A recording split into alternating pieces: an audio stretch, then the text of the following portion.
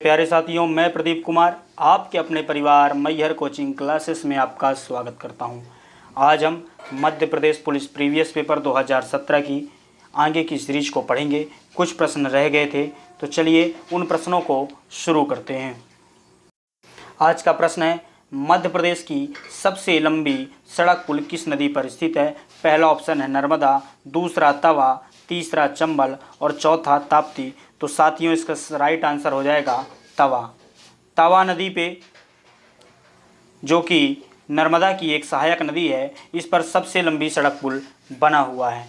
चलिए अगले प्रश्न पे चलते हैं। हमारा अगला प्रश्न है, भारत के निम्नलिखित न्यायाधीशों में से कौन मध्य प्रदेश में पैदा हुए थे?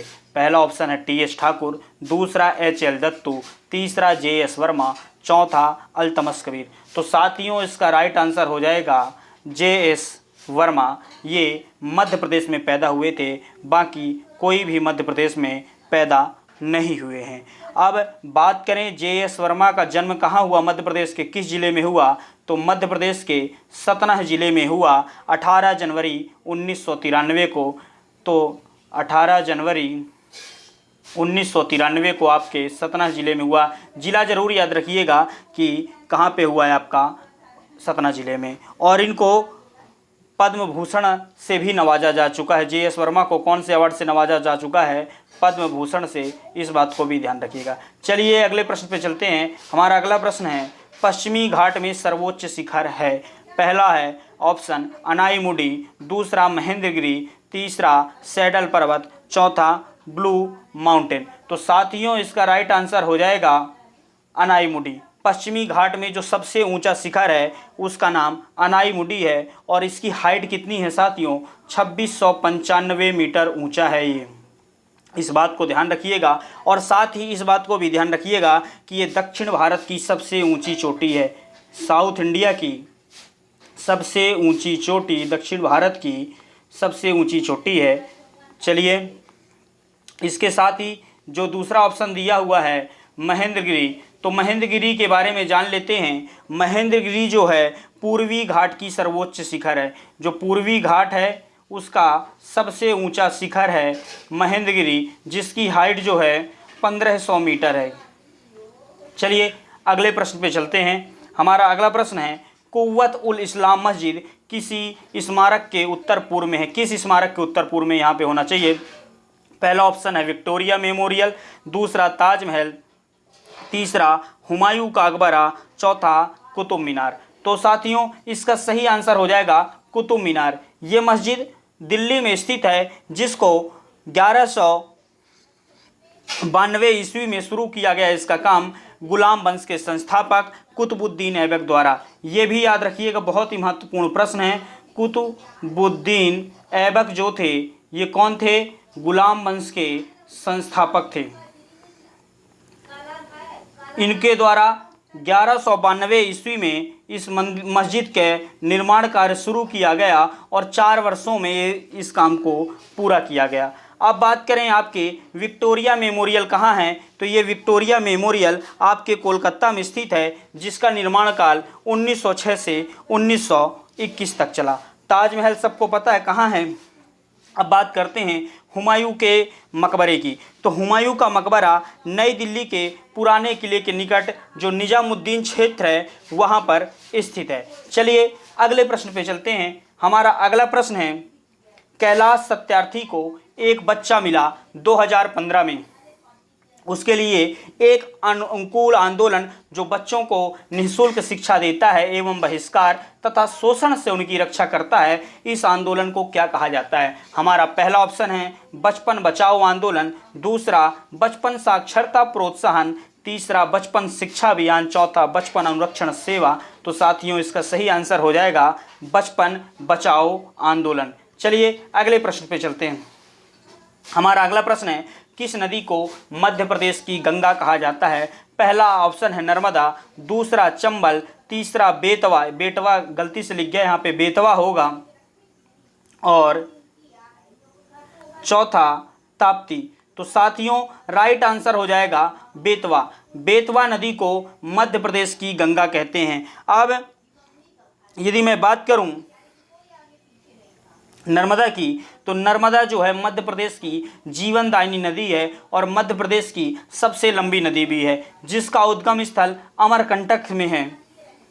अमरकंटक से इसका उद्गम होता है, जो कि आपके अनूपपुर जिले में पड़ता है। चंबल की मैं बात करूं तो चंबल आपकी जाना पाव पहाड़ी से निकलती है,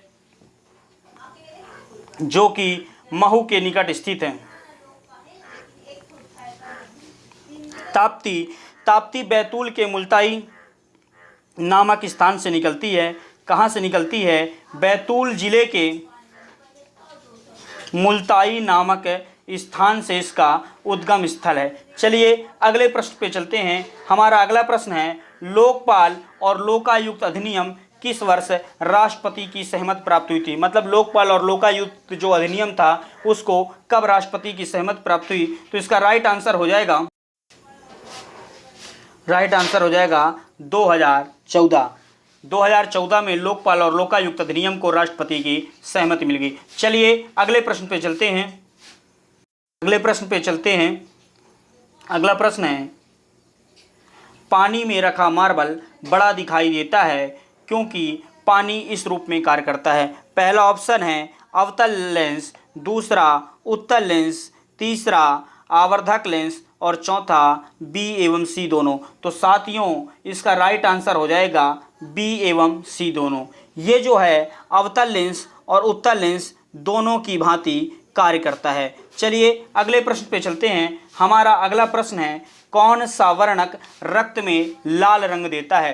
पहला ऑप्शन है सीरम ग्लोब्यूलिन, दूसरा सीरम एल्बुमिन, तीसरा हीमोग्लोबिन और चौथा प्लाज्मा प्रोटीन। दोस्तों मैंने अपने साइंस की क्लास में बताया था कि जो रक्त में लाल रंग होता है वो हीमोग्लोबिन के कारण होता है। आखिरकार ये हीमोग्लोबिन होता क्या है? मैंने आपको ये भी बताया था। हीमोग्लोबिन दो शब्दों से मिलकर बना है, हीम धन ग्लोबिन, जिसमें हीम नामक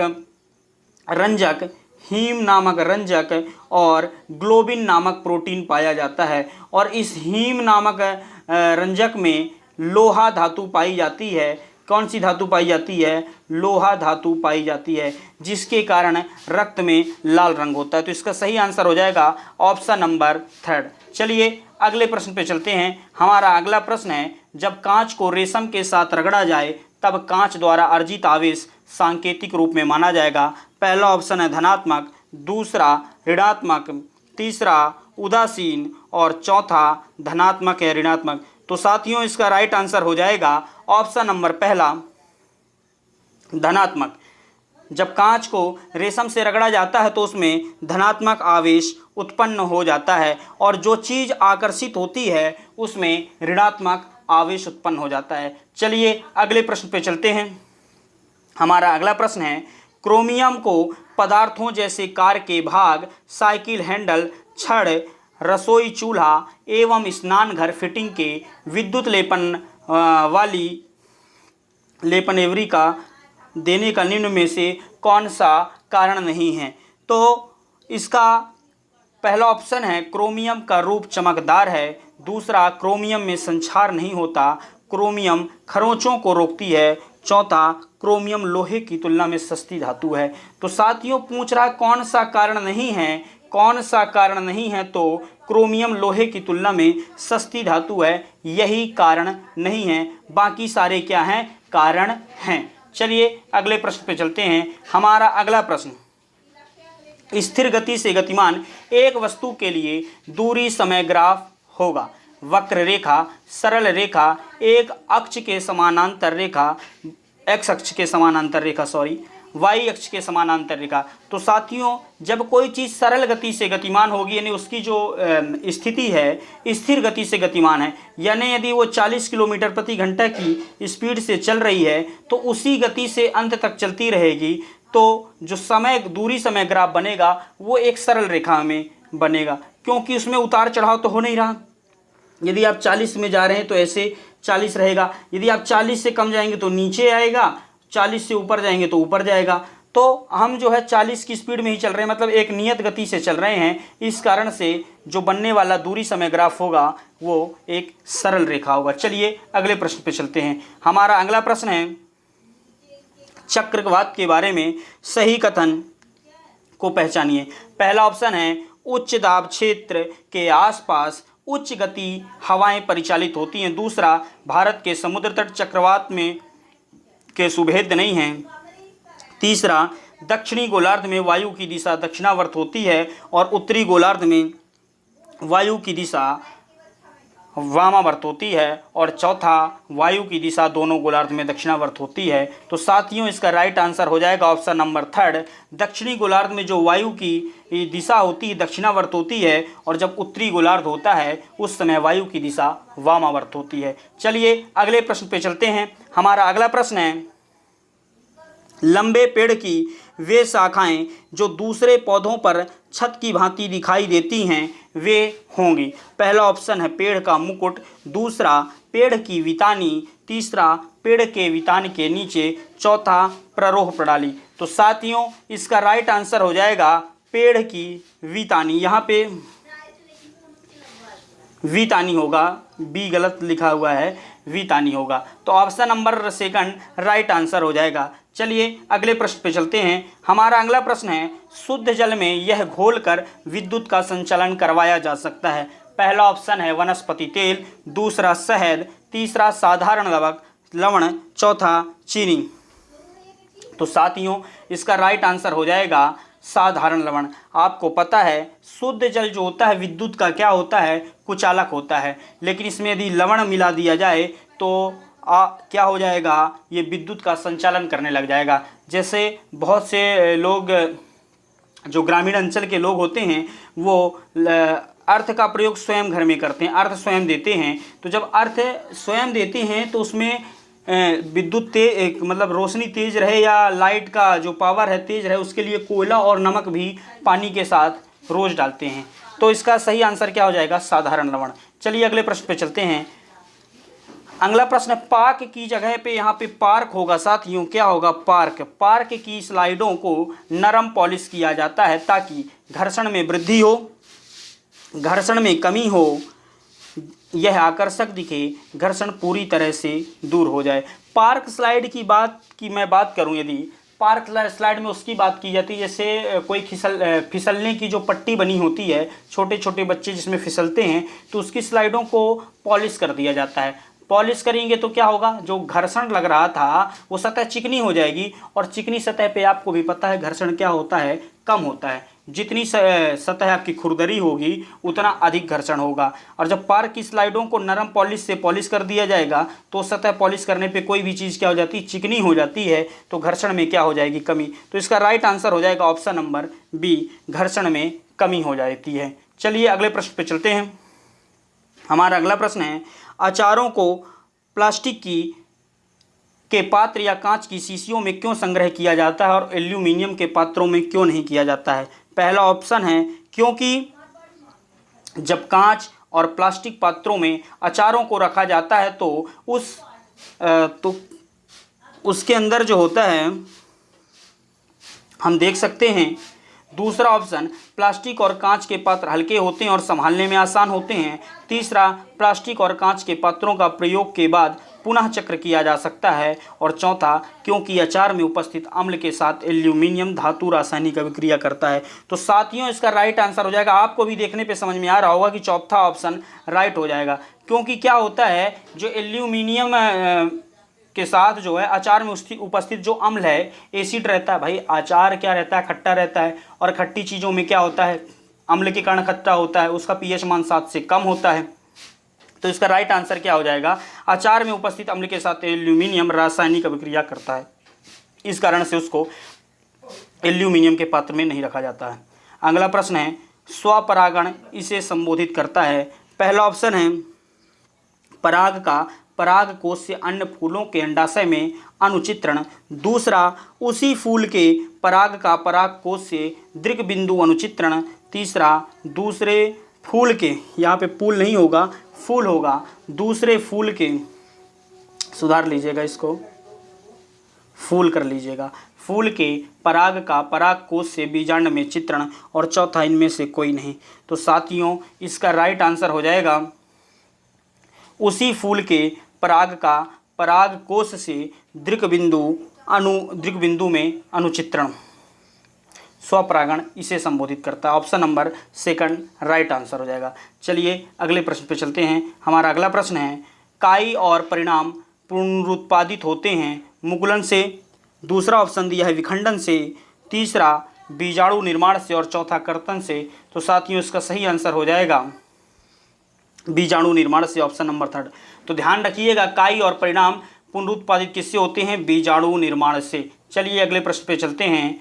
अगला प्रश्न है, गंभीर अभ्यास के दौरान पेशी ऐठन के संचयन के कारण होते हैं अल्कोहल, कार्बन डाई, दूसरा ऑप्शन कार्बन डाइऑक्साइड, तीसरा लैक्टिक अम्ल और कार्बन डाइऑक्साइड और चौथा केवल लैक्टिक अम्ल। तो साथियों जब भी मांसपेशियों में थकावट हो जाती है तो क्या होता है, ग्लूकोज का पूर्ण रूप से दहन नहीं हो पाता है। जब ग्लूकोज का पूर्ण रूप से दहन नहीं हो पाएगा तो क्या बनता है? लैक्टिक अम्ल बनता है। तो मांसपेशियों में लैक्टिक अम्ल जमा हो जाता है, option number fourth right answer हो जाएगा। चलिए अगले प्रश्न पे चलते हैं। दाब की एसआई इकाई क्या? मैंने जो आपका साइंस वाला चैप्टर करवाया था उसमें मैंने बताया था आपकी दाब की एसआई इकाई क्या होती है? पास्कल। दाब या दबाव कह देता है, इसकी इकाई पास्कल होती है। और एक इकाई और भी होती है, जैसे मान लीजिए कोई वस्तु है, यहाँ पे हम ऊपर से क्या लगाने शुरू किए, दाब लगाना है, दबाना है किसी को। जब अपन दबाते हैं तो क्या लगाते हैं? बल लगाते हैं। जो बल लगेगा इसके पूरे एरिया में कवर हो जाएगा, पूरे क्या लगेगा? क्षेत्रफल में लगेगा। इसके लगेगा कि नहीं लगेगा? बढ़ जाएगा बल। तो बल बटे क्या हो जाएगा? क्षेत्रफल। बल की इकाई क्या होती है? न्यूटन। और क्षेत्रफल की क्या होती है? Metre square. तो न्यूटन प्रति मीटर स्क्वायर भी एक इसकी इकाई हो जाएगी। चलिए आज की क्लास यहीं तक। क्लास अच्छी लगी हो तो क्लास को लाइक करिएगा, शेयर करिएगा और ज़्यादा से ज़्यादा लोगों तक पहुंचाइए और क्लास को देखते रहिए। कोई भी डाउट होता है, कुछ होता है तो कमेंट करके बताइए, हम उसका समाधान करने की पूरी कोशिश करेंगे। धन्यवाद।